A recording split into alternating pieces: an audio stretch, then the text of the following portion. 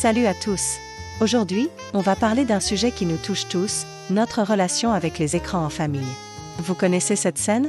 Le dîner familial où chacun est plongé dans son téléphone, les notifications qui interrompent sans cesse les conversations, ces moments précieux qui nous échappent pendant qu'on scrolle machinalement sur nos réseaux sociaux. Je vous vois déjà hocher la tête, parce que oui, c'était aussi notre réalité il y a quelques mois.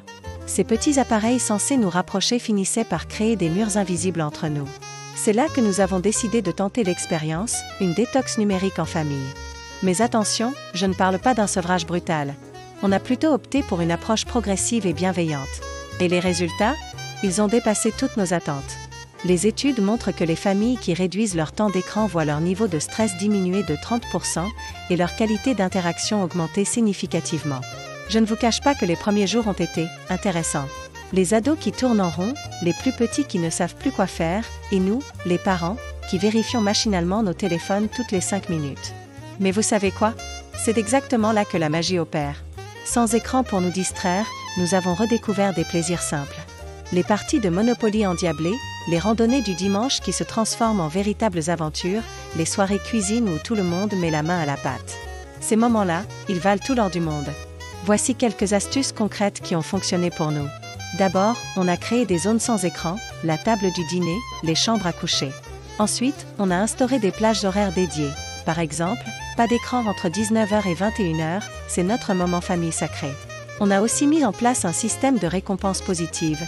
Ce n'est pas une punition de se déconnecter, c'est une opportunité de faire des choses géniales ensemble.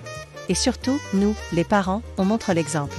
Impossible de demander aux enfants de lâcher leur tablette si on est scotché à notre téléphone. L'aspect le plus surprenant ? Ce sont les conversations. Sans écran pour nous interrompre, on parle vraiment. De tout, de rien, des rêves, des peurs, des projets. Ces discussions spontanées qui surgissent quand on prend le temps d'être présent, elles sont inestimables. Pour maintenir ces changements sur le long terme, on a établi un contrat familial numérique. Chaque mois, on se réunit pour discuter de ce qui fonctionne, ce qu'on peut améliorer. C'est un projet commun, une aventure qu'on vit ensemble. Bien sûr, on ne vit pas dans une bulle anti-technologie. L'objectif n'est pas de bannir les écrans, mais d'apprendre à les utiliser de manière consciente et équilibrée. La technologie reste un outil formidable quand elle est bien utilisée. Je vous lance donc ce défi, essayez, ne serait-ce qu'une soirée par semaine. Éteignez tous les écrans et observez ce qui se passe.